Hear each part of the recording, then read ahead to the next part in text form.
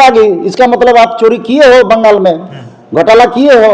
आपको अगर सच्चे थे रहते, आप मानिए ममता दीदी, आप अगर ईमानदार रहते तो फाइल लेकर नहीं भागती। पैसा पैसा उनके पास में क्या है? ये पैसा को तो फाड़ दिया, अच्छा किया है। ये पैसा अंधकार करने के लिए आया है। ये पैसा निश्चित तौर से इसका हम लोग विरोध करते हैं। और ये सुरेश सिंह बेसरा जी ने जो आज फाड़ा है उसका मैं समर्थन करता हूं। डंपर चल रहे, रात को बालू पूरा निकल रहा है, अब पुल गिर रहा है, सिल्ली का पुल। और अमित महतो विधायक जो है वो चुपचाप सुतल है। अब झारखंड सरकार भी सुतल है। अब बीच बीच में जहां तहां थाना से सेटिंग है, डीएसपी सेटिंग है, और बिचौली आगे आगे गाड़ी स्कॉर्पियो आगे लगा रहा है, पीछे डंपर चल रहा है। अब पूरा सिल्ली से बालू उठ रहा है, रोज बालू उठ रहा है। गुरु होते हैं, अगर उनको अगर गोली मार दिया गया है तो उसको यथाशीघ्र एनआई उसको जांच करे, सीबीआई जांच करे, जहां तक कि एजेंसी जांच करे और दोषी लोगों के ऊपर कार्रवाई करे। और आपके चैनल के माध्यम से हम कहना चाहते हैं, जैसे ममता दीदी का घर में जैसे ईडी रेड किया, वो सेंट्रल एजेंसी है और सेंट्रल एजेंसी का काम रहता है वो तरह और तरीका से वो लोग रेड करता है। लेकिन ईडी के डर से और उन्होंने सारे अपने फाइल को छिपाने के लिए अपना गाड़ी में लोड करके अपना पीला फाइल लेके भाग गई। तो ऐसे भागने से उसको तो ऑटोमेटिक पकड़ा गई। इसका मतलब आप चोरी किए हो, बंगाल में घोटाला किए हो। आपको अगर सच्चे थे रहते, आप मानिए ममता दीदी, आप अगर ईमानदार रहते तो फाइल लेकर नहीं भागती। लेकिन आप फाइल लेके भाग गए और अपना जितना भी आपका फाइल है सबका गाड़ी में छिपाने का काम कर रहे हैं। फाइल में ऐसा क्या था? तो जरूर कुछ होगा, तभी तो आप छिपा रही हो फाइल सब में। इसका मतलब है आपने बंगाल में जनता के साथ धोखा दिए हो और आय का अधिक संपत्ति आपके पास होगा, कोयला का होगा, बहुत सारा काला चिट्ठा होगा आपके पास। इसलिए आपको यथाशीघ्र केंद्रीय एजेंसी और ईडी उनको गिरफ्तार करना चाहिए। ममता दीदी जेल जाने के लिए जेल जाएगी? 110% ममता दीदी को जेल जाना चाहिए। किस हिसाब से बोले जेल जाना चाहिए? देखिए, जो हिसाब से आज ईडी उनके घर में जो छापा मारा, रेड किया, तो उनके पास बहुत सारा काला चिट्ठा मिला होगा, कागज मिला होगा। तो उस हिसाब से देखा जाए, जिस हिसाब से आप में यूट्यूब के माध्यम से, मीडिया के माध्यम से हमने जो देख रहे हैं, और उस हिसाब से तो उनके पास बहुत सारा फाइल पूरा गाड़ी में फेंकते फेंकते भाग रही है। उनका कार्यकर्ता भाग रहे हैं, उनके साथ जो सांसद है, उनके साथ जो मंत्री है, सब भाग रहे हैं फेंकते फेंकते। तो कहाँ तक की है, इतना साल से जो ममता दीदी ने वहाँ कुछ किया होगा ऐसा काला चिट्ठा। अब ईडी का जो जहाँ तक कि छापा मारने का है, और उनके सामने तो सोच दिखा देना चाहिए, भागने की क्या जरूरत था? उनको तो दिखा देना चाहिए, भाई लीजिए मेरे पास कुछ नहीं, लीजिए चेक कीजिए, जांच कीजिए, ऐसे कहना चाहिए। लेकिन वो क्या करेंगे? वो तो अपने फाइल छिपाने के लिए भाग रही ममता दीदी। इसका मतलब बंगाल में आप बहुत सारा घोटाला किए होंगे और आप हम तो मानिए आप उल्टे कह रहे हैं कि हम नहीं किए हैं, हम कुछ नहीं किए हैं। आप नहीं किए हो तो भाग क्यों रहे हो? बीजेपी साजिश कर रहे हैं शायद। बीजेपी को आप साजिश कर रहे हो, इसका मतलब है आप बीजेपी साजिश कर रहे हैं क्या? नहीं, बीजेपी क्यों साजिश? वो तो सेंट्रल एजेंसी है, ईडी सेंट्रल एजेंसी है, बीजेपी का थोड़े है ऐसे। सेंट्रल एजेंसी है, वो अपना काम करता है, कानून के जरिए पे काम करता है। वो सेंट्रल एजेंसी है, वो अपने स्तर से काम करता है। इसीलिए मैं भारत सरकार से और गृह मंत्रालय से, अमित शाह जी से और केंद्रीय एजेंसी जो ईडी का है, तत्काल उनके इर्द गिर्द में आज चाहे उनके पास जितना फाइल लेके जो भागी है और जो फाइल लेके भाग रही है, और जो उनका गाड़ी में फाइल लोड किया जा रहा है, एक तरफ ईडी रेड कर रहा है और उधर फाइल छीना झपकी हो रही है, फाइल अपने ही लेके ऐसे करके भाग रही है। तो इसका मतलब आप बहुत बड़ा पश्चिम बंगाल में, कलकत्ता में आप बहुत बड़ा घोटालाबाज किए होंगे।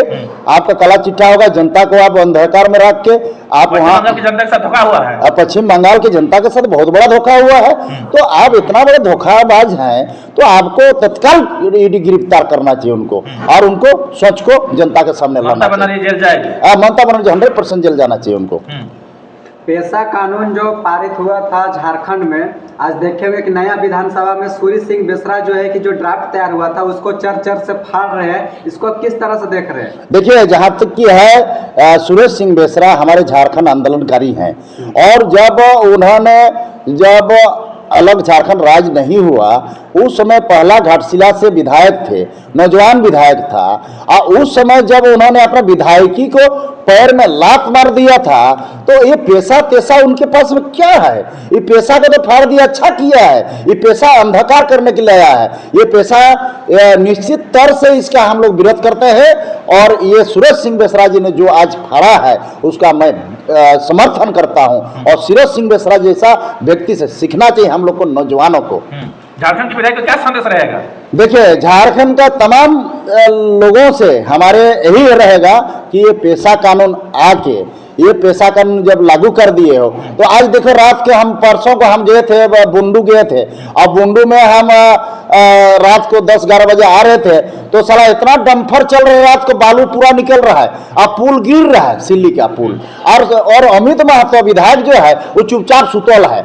अब झारखंड सरकार भी सुतल है। अब बीच बीच में जहां तहां थाना से सेटिंग है, डीएसपी सेटिंग है, और बिचौली आगे आगे गाड़ी स्कॉर्पियो आगे लगा रहा है, पीछे डंफर चल रहा है। अब पूरा सिल्ली से बालू उठ रहा है, रोज बालू उठ रहा है। अब इसको आज तक झारखंड सरकार इसको रोक नहीं पा रहा है, जबकि कोर्ट का आदेश है बालू को रखना है। आज हमारे हराडी महामहिम पुल जो है, बहुत लंबा पुल है, वो पुल बालू के चलते हुए टूट गया है, धंस गया है बालू करके। आज हमारे सोनातू थाना आपको पूरा बिचौलियों के साथ में घिरा हुआ है। सोनातू थाना के प्रभारी पूरे बिचौलियों के साथ घिरा हुआ है। तमाम उनके साथ जितने भी बालू माफिया हैं, और वहां से रोज डंफर निकल रहा है, बुंडू से भी डंफर निकल रहा है। अब लाइन लगल रहता है बुंडू से भी। अब उधर राहे तरफ से आपको राहे थाना प्रभारी भी लिप्त है, उधर से भी बालू आपको निकल रहा है राहे वाला रोड में, आपका सताकी होते हुए। इधर सोनाहातू से आपको जो सिल्ली से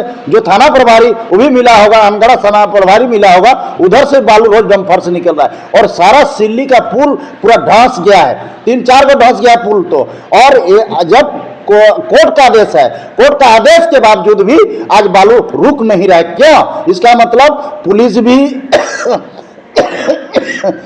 इसका मतलब पुलिस भी पूरा मिला हुआ है बालू माफियाओं के साथ, और डीएसपी भी बुंडू डीएसपी भी मिला होगा, और एसडीएम भी मिला होगा, और तमाम बालू माफिया का रात को पूरे लाइन के लाइन बड़ा बड़ा डंपर हाईवा निकल रहा है।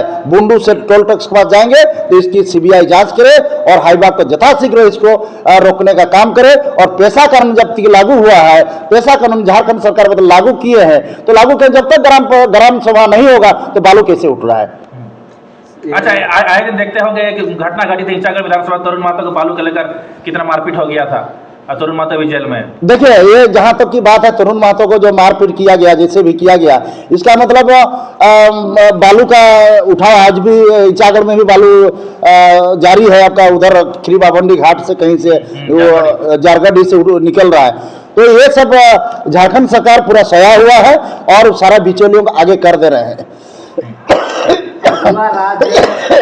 अगुआ सरकार है, उसके बावजूद भी अगुआ लोग का यहाँ गोली मार दिया जा रहा है। अभी आप देखे होंगे खूंटी का पढ़ा राजा सोमा मुंडा का गोली मार के हत्या कर दिया गया। और सूर्य सिंह बेसरा उसको भी बोले कि ये राजनीतिक साजिश है।